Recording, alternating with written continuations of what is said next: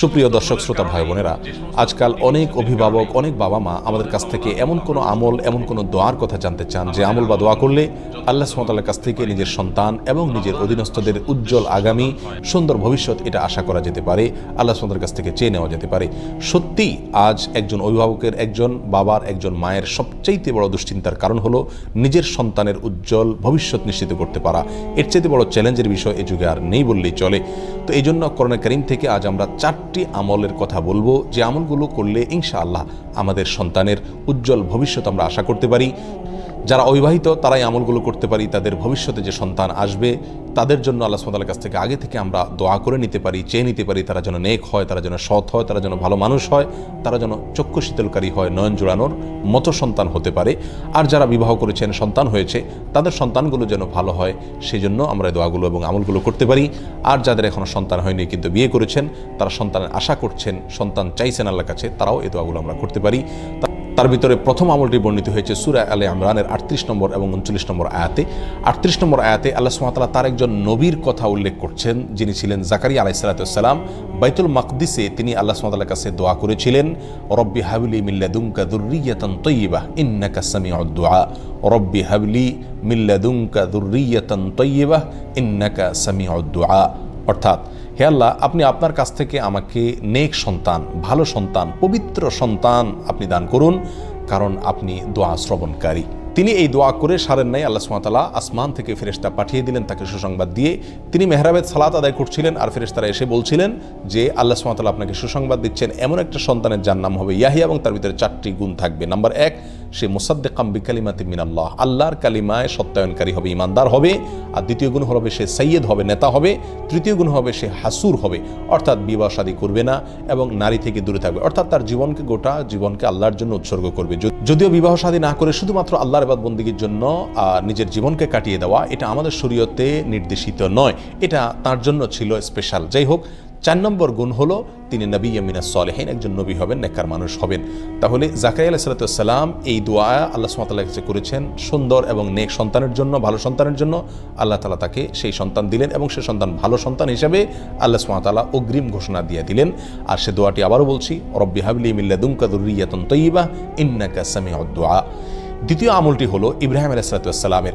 ইব্রাহিম আলাইহিস সালাম তিনি আল্লাহ সুবহানাহু ওয়া তাআলার কাছ থেকে সন্তান চেয়ে একটি দোয়া করেছিলেন, যার ভাষা ছিল রব্বি হাবলি মিনাস সালিহিন, রব্বি হাবলি মিনাস সালিহিন, অর্থাৎ হে আল্লাহ, আপনি আমাকে নেক সন্তান দান করুন। সূরা সফফাতের 99 নম্বর আয়াতে এই দোয়াটি বর্ণিত হয়েছে। ইব্রাহিম আলাইহিস সালামের এই দোয়ার পরিপ্রেক্ষিতে আল্লাহ সুবহানাহু ওয়া তাআলা বলেন, ফাবাশশারনাহু বিগুলামিন হালিম। এই দোয়ার প্রেক্ষিতে আমি তাকে সুসংবাদ দিয়েছি, একটা ধৈর্যশীল সন্তান তাকে দান করবে এই মর্মে। এবং সেই ধৈর্যশীল সন্তান হিসাবে আল্লাহ সুবহানাহু ওয়া তাআলা যাকে দিয়েছেন তিনি হলেন ইসমাঈল আলাইহিস সালাম, যার বংশে জন্মগ্রহণ করেছেন আমাদের নবী মুহাম্মদ সাল্লাল্লাহু আলাইহি ওয়াসাল্লাম। তাহলে ইব্রাহিম আলাইহিস সালাম এমন এক সন্তান আল্লাহর কাছে চেয়ে নিলেন, যেই সন্তান পৃথিবীর ইতিহাসে অন্যতম সেরা নবীদের মধ্য থেকে একজন, যার নাম ছিল ইসমাঈল। আর সেই সন্তান তিনি লাভ করেছেন যে দোয়া পড়ে, সেটি হলো রব্বি হাবলি মিনাস সালিহিন। অতএব আমরাও এই দোয়া করতে পারি আমাদের সুন্দর আগামীর জন্য, সন্তানদের সুন্দর ভবিষ্যতের জন্য এবং নেক সন্তানের জন্য, রব্বি হাবলি মিনাস সালিহিন। 3 নম্বর আমল হলো, দোয়াটি হলো রব্বানা হাবলানা মিন আজওয়াজিনা ওয়া যুররিয়াতিনা কুররাতা আয়ুন ওয়াজআলনা লিল মুত্তাকিনা ইমামা। এই দোয়া যারা পড়ে আল্লাহ সুবহানাহু ওয়া তাআলা তারা জান্নাতি হিসাবে এই সূরায় ঘোষণা দিয়েছেন পরবর্তী আয়াতে।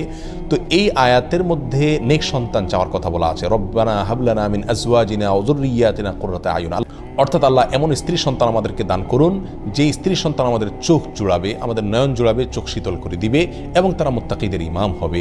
এই দোয়া এর মাধ্যমে আমরা নেক সন্তান, নেক স্ত্রী, আমাদের সুন্দর পরিবার, ভালো এবং পবিত্র পরিচ্ছন্ন পরিবার আল্লাহর কাছে আমরা চেয়ে নিতে পারি।